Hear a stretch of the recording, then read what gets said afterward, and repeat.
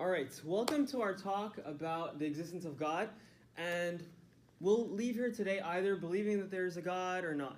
So let's find out. So we'll start with, is there a God or not? And the evidences that we're going to look at are the earth and the universe. Let's find out in looking at all these things if there is a God or not. First off, where did all of this come from? Did it just pop into existence? So there's a couple of explanations that we could figure out or deduce rationally as to whether this came from nothing or not. What are the possibilities as to where this could have come? One possibility is all of this, the sun, the moon, the stars, could have come from nothing. Correct? That's one. Another possibility is that you and I, or another human being, could have created the earth and the universe, right? It's another possibility. Or another limited creation, like a sheep, a plant, a camel, a cow, could have created the earth and the universe. Or another option, that an unlimited creator doesn't have a birthday or a death day, has all power, unlimited, created the earth and the universe. So we have three options, right?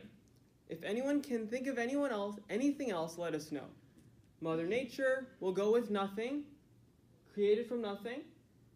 A limited being, name any animal, insect you want, fish, created everything. Or that it came from an unlimited, all-powerful being. Call it higher power, call it God, call that one Allah, God, anything you like. Three options. So we'll go through the options and see what's rational. If I have nothing here in this space, and I have nothing, I sprinkle nothing on it, I squirt a little nothing on it, add a little sauce of nothing on it, what do I get? Nothing. Everyone's really intelligent here, which is awesome. We'll keep that brain working. It's our tool. The next thing is that, so nothing couldn't have made anything. It doesn't make sense, right? Moving along. That you and I created abracadabra. Look, here's another me. Here's another you. Can we do that? Can a sheep, a cow, anything living do that? These limited creations that have a birthday and a death day. They can't do that, right? X. Can't be that.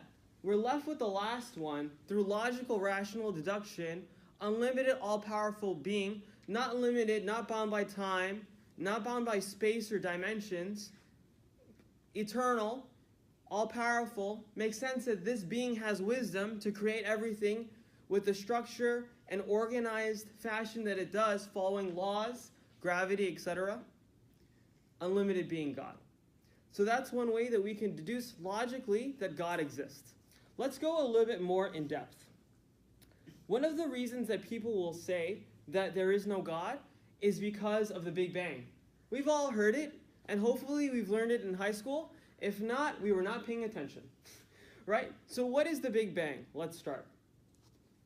After a sip of water.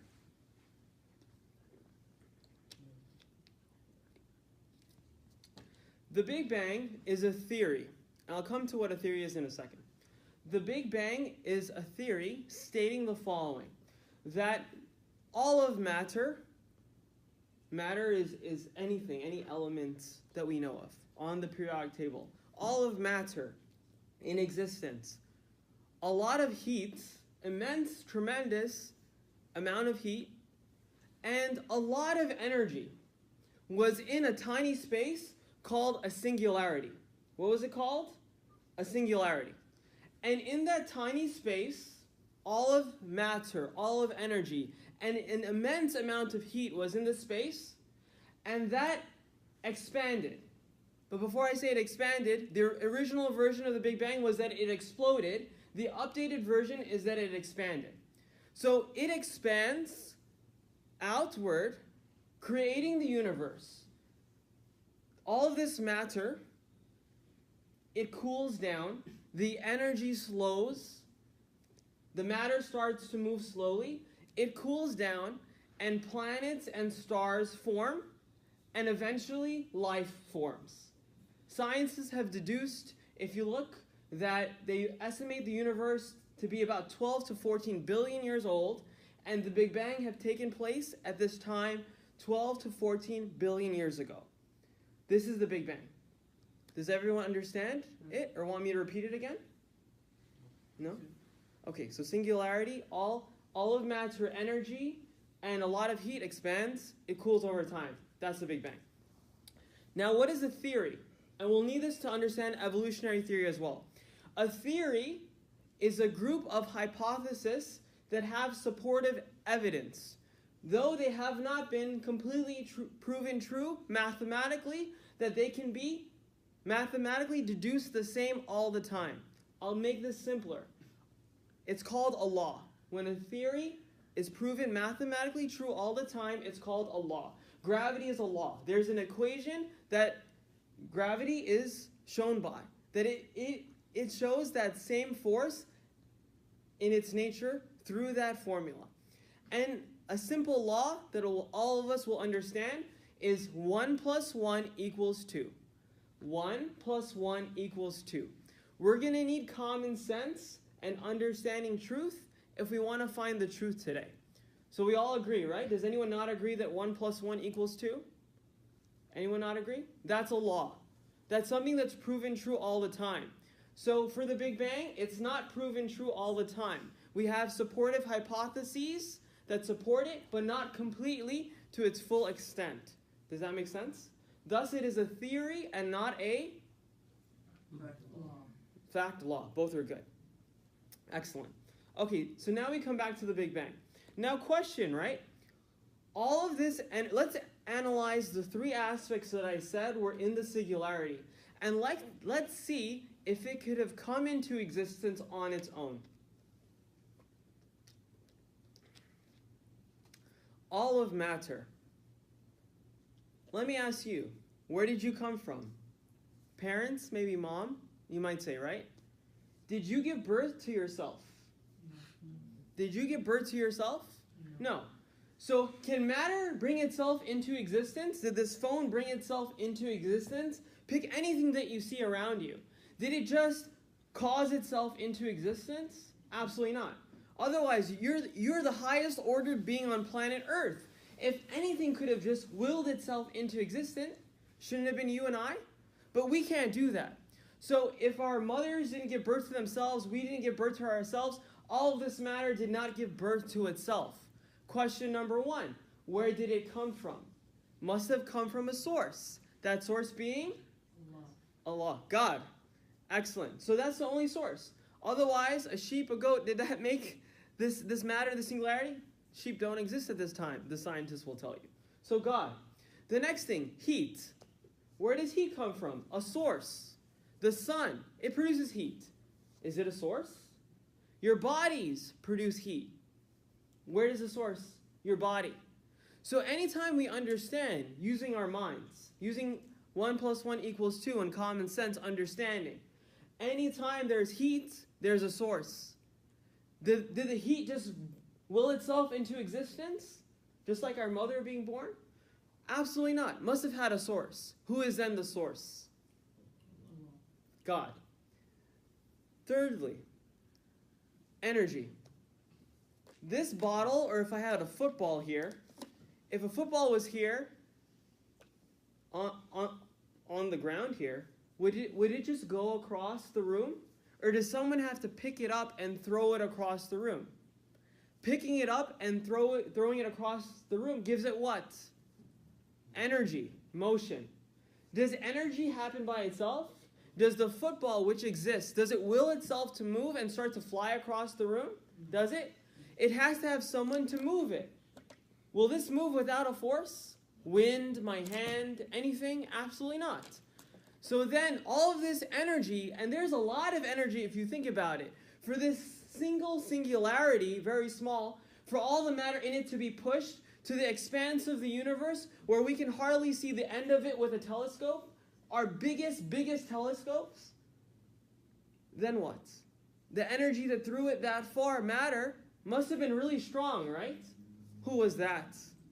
God. Could it have just moved on its own when this plastic bottle cannot move here to here on its own? Does that make any sense? It doesn't, right? There must be a source. So when we analyze the Big Bang, we're left to one conclusion. That is, if anyone will claim that the Big Bang was fact, it had to have a source. It could have not come into existence on its own. None of its elements, heat, energy, and matter, must have had a source. Who was the only possible source for that? God. An unlimited creation outside of the limitations of space, the creator of time. If we think of time like this, think of time as like a bag, a little bag in my hand. Time exists within the bag, and we're moving within that bag. Time is going away from us, right? It's emptying from the bag. But God is outside the bag. He controls time. It's a creation where unlimited beings that have a birthday and a death day, they exist. But he exists outside of that. Does that make sense? Anyone have any question about this? Okay. Moving on. So the next thing is that this is a simple idea to understand the logic of the Big Bang. And we can go into further detail and a few examples also about inaccuracies or fallacies within the Big Bang. Though if I'm saying that I believe in the Big Bang, or any of us believe in the Big Bang, that's okay as long as we acknowledge that there's a God, because it could not have happened on its own.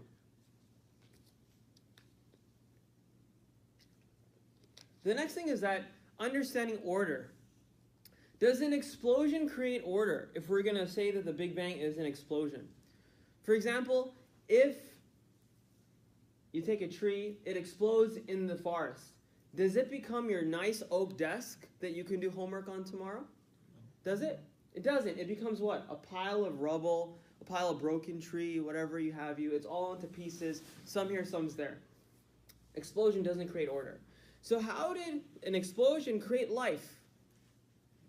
Every time we see an explosion, it creates destruction and havoc and chaos and death. How does it create life? Question. Another question is an expansion, right? If you go to the 99-cent store like Dollar Tree or anything, and you see they have like lizards, take any of those lizards and put it in your bathtub, right? You'll see that those toy lizards, they say, put us in water, we expand. The lizard will expand, right? So expansion happened. The universe expanded. But come back a week later, leave the lizard in your tub, come back a week later, will it have walked out the door? No, because expansion doesn't create life, right? Another example. If we see anything organized, it has a creator. If you see a building in the desert, do you think the sand made those buildings and those doors? No. Do you think that? It had an inventor, had a maker, had a design, had a construction team, had trucks bringing products, right? So anything we see that exists, that has an organized structure, it shows evidence of a creator. Even something simple as my pen here. My pen, what is it made of? It has a barrel of ink on the inside, a plastic chamber, and a metal tip. It's pretty simple, right?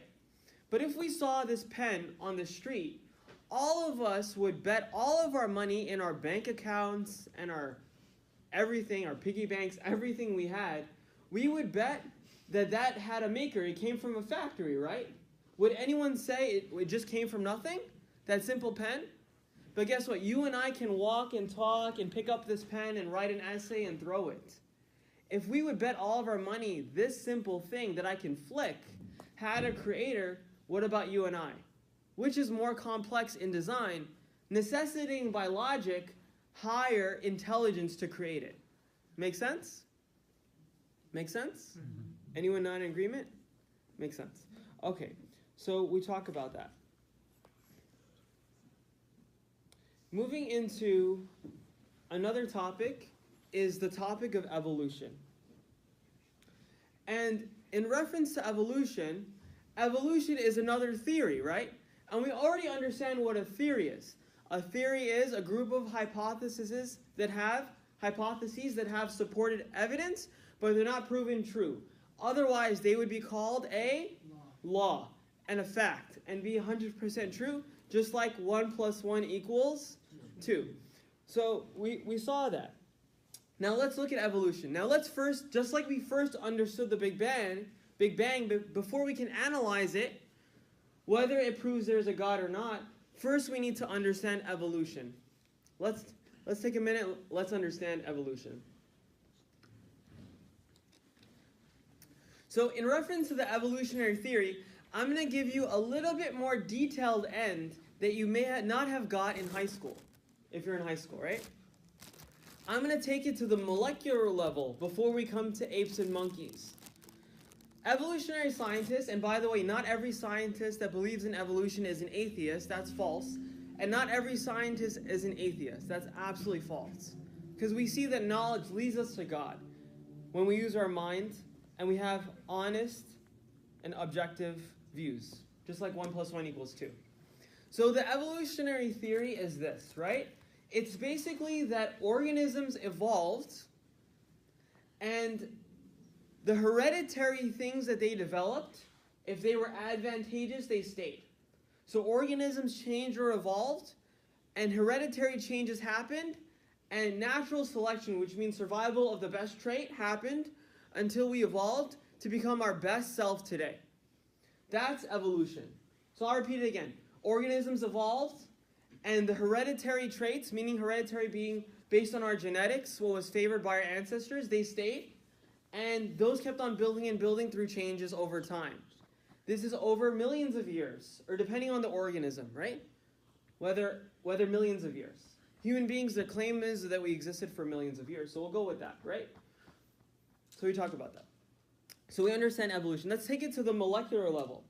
On the molecular level, it starts with something called, on the evolutionary scientists will claim, it starts with something called messenger RNA. We have to go back to 9th grade biology. Messenger RNA. And inshallah, all of us passed the regions, if we just took it. So, messenger RNA. Messenger RNA is a single-stranded nucleic acid structure. It's going to be used to synthesize proteins, which are the building blocks of cells. Proteins are composed of amino acids. Now, the evolutionary scientists will say mRNA started everything. But we know in our bodies that mRNA didn't pop out of nowhere, just like me, right? mRNA didn't pop out of nowhere. It came from DNA. So the evolutionary scientist idea is a little bit different than how our bodies naturally work or genetics works. So what we have is DNA. DNA, usually, is double-stranded nucleic acid structure, right? It's composed of something called nucleotides. I'm going to give the simple version of this.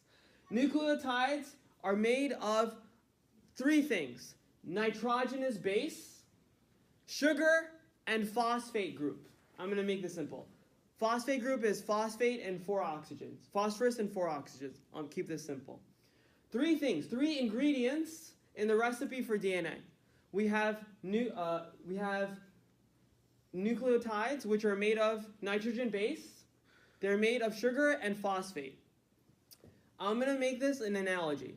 Think of it as like a building. Because the DNA is absolutely complex to the point where people write a textbook on the structure of DNA. It's nothing simple, that it came from nothing. People write a textbook about the structure of DNA, how it's folded and moves. It's amazing. So let's make a simple version of this. Let's compare it to a building. The nitrogenous base, cytosine, guanine, adenine, thymine, they're always paired together. You'll never find a false mixed up pair. It's like a building, you see a white brick and a black brick. It's always white and black next to each other. Never misplaced, 2 black, 2 white. That is the pairs of nitrogen base within our DNA. It's ordered, as in an intelligent design, right? Because if I'm going to put bricks all of a sudden in a pile, it's going to be a pile. It's going to be called disorganized.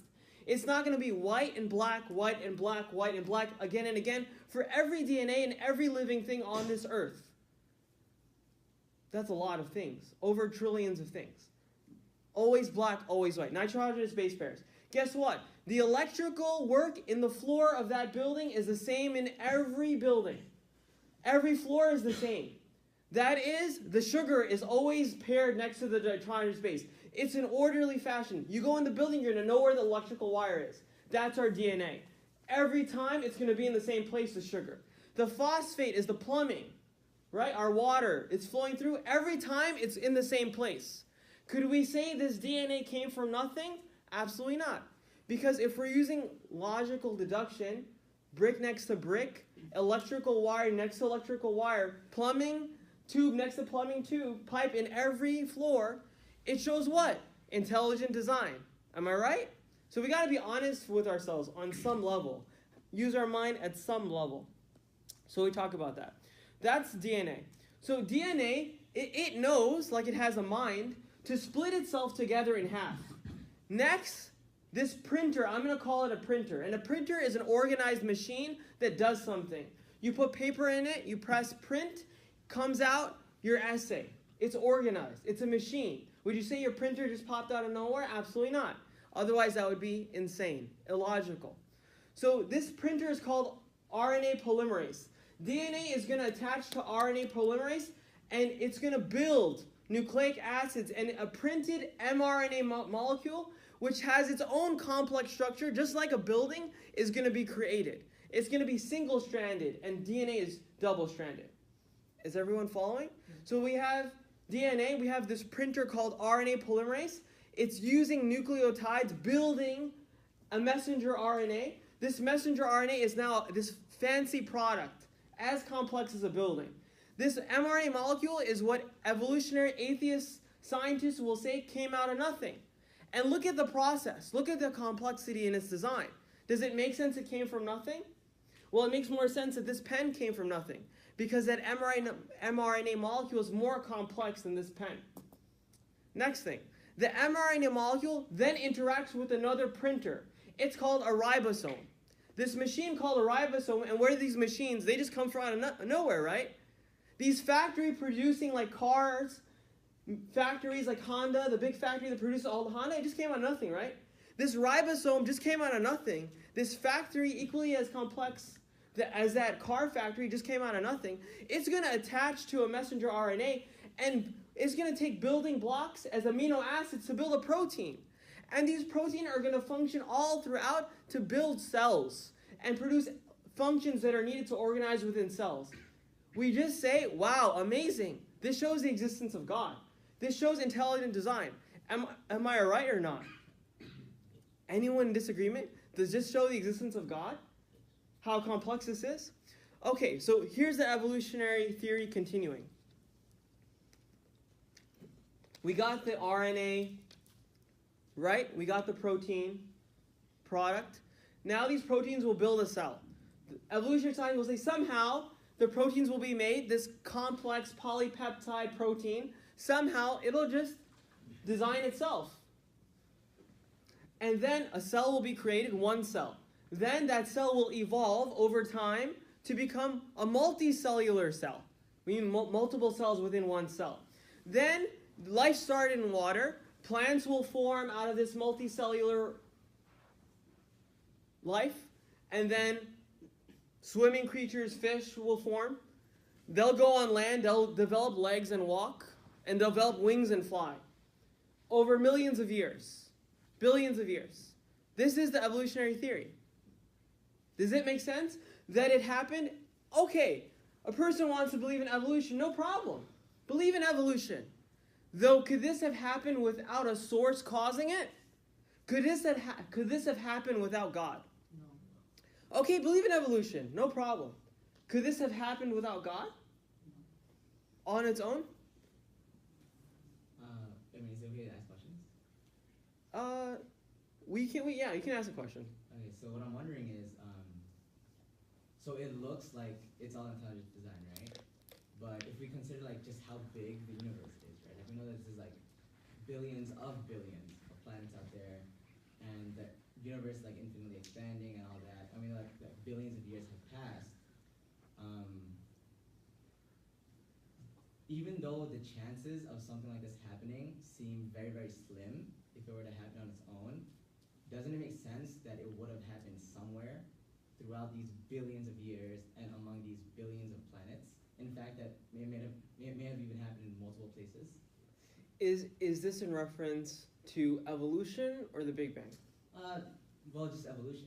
The idea that life came from somewhere, right? So on Earth, when we're just looking at it, if we just say, what are the odds of this happening on Earth? It's like, wow, like how did all this come about? It couldn't have came from nowhere.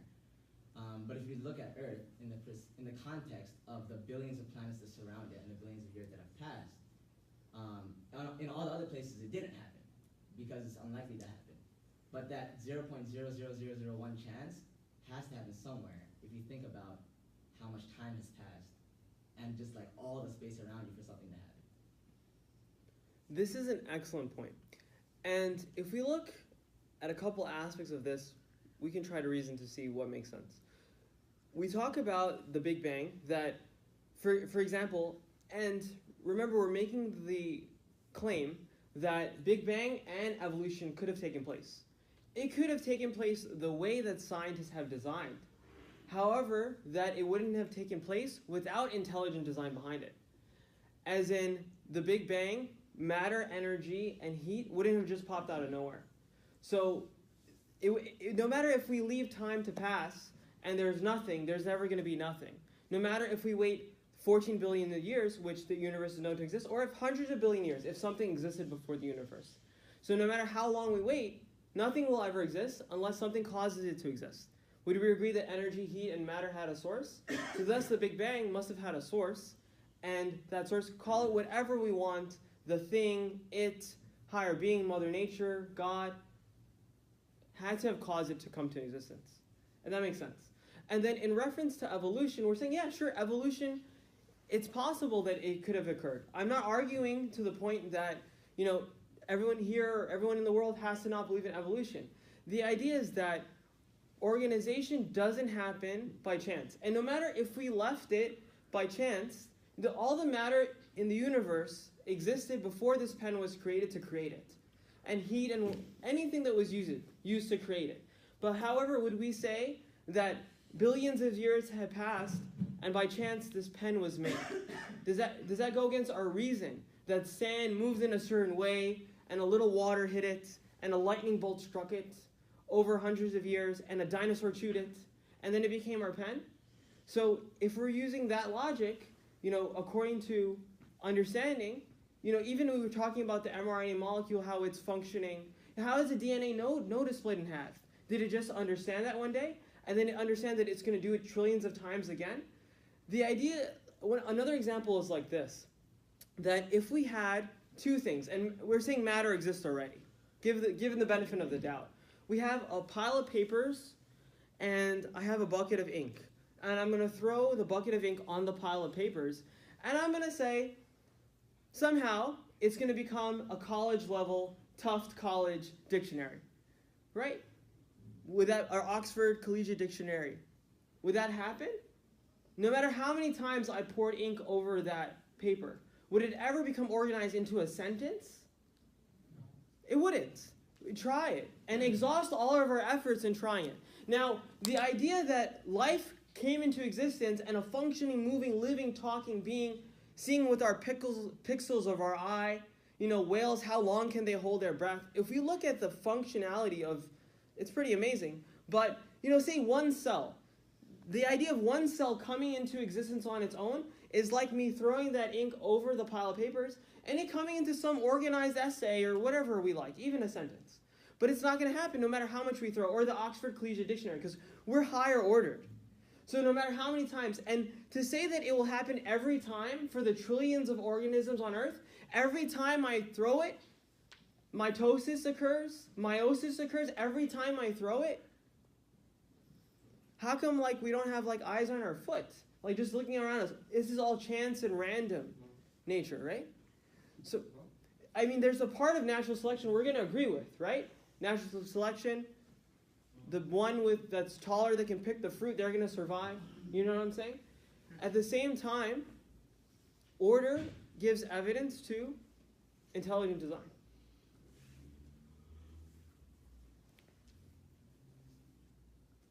So talking more about evolution. So it's really interesting, right? It's studying it a little bit more. We talked about on the evolutionary. We did a college level introduction to evolution there. It's more than I got in high school, right? In any case, we know that microevolution. These are a couple other supportive evidences. We already gave our main supportive evidence. Microevolution is proven to occur, like a bacteria. if you throw enough of it into an antibiotic, I see in the hospital, it develops resistance to the antibiotic. You throw the antibiotic on it, some of the ones that survive, and they can survive that antibiotic. Does that make sense? So we have a bunch of bacteria. We throw an antibiotic. It kills a lot of them. A few of them survive. They develop resistance. They can fight off the antibiotic. Next time I throw the antibiotic, they don't die. They develop resistance. They breed. Now a new area of bacteria is grown here. They're no longer, I need another antibiotic to kill that off. Does that make sense? You can consider that microevolution. Microevolution does occur. And I'm not saying it doesn't occur. It's proven scientific fact. I would be going against 1 + 1 = 2 if I didn't say it's fact. But macroevolution, bacteria turning into human being over millions of years, that's not something we've proven. So macroevolution is not something proven. Microevolution is something proven. And if you want to believe in evolution, that's okay. I'm just saying that it necessitates that it came from a source. According to different religious beliefs, they believe that God is creating, like khalaq in Arabic. So creating means continuously creating. So in evidence for the existence of the earth and the universe growing, stars being created, or evolution if we want to believe in that. All right. The next thing we're going to come to is there's evil in the world. How do we explain the existence of God when there's evil in the world?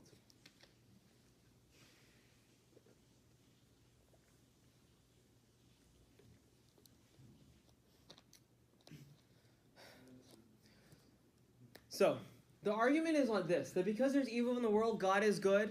How does God exist if there's evil in the world? Does everyone understand the argument?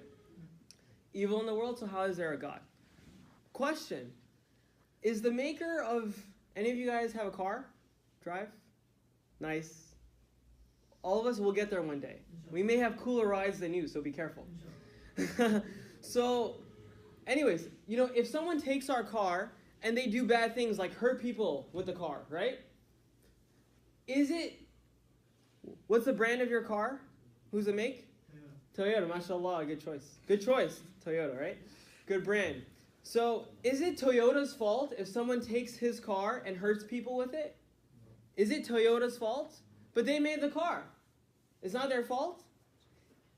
Similarly, it's not God's fault that He made us, and He's not to blame for the actions that we take, right?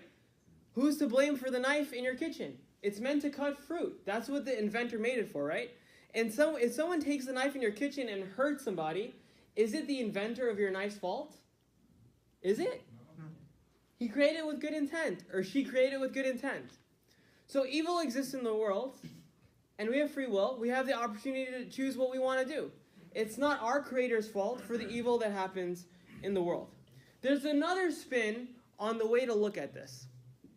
That is, what happens when people, they have like a sickness, or they lose their job? They may become more humble, right? Maybe they go to pray one day. Maybe they turn to God. Because then it's a later question to be discussed, but if there is a God, then the question is what to do with that God. Do we have a relationship? Does God exist? We exist separate? Is there rights between us? That's a separate discussion.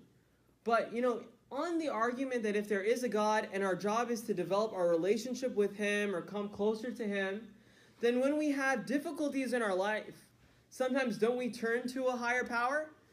For example, in the plane, one day one of my teachers, he's in the plane and it starts to shake and there's an atheist and he starts to say, oh God, oh God, oh God. The atheist is saying, oh God, because the plane is shaking, right?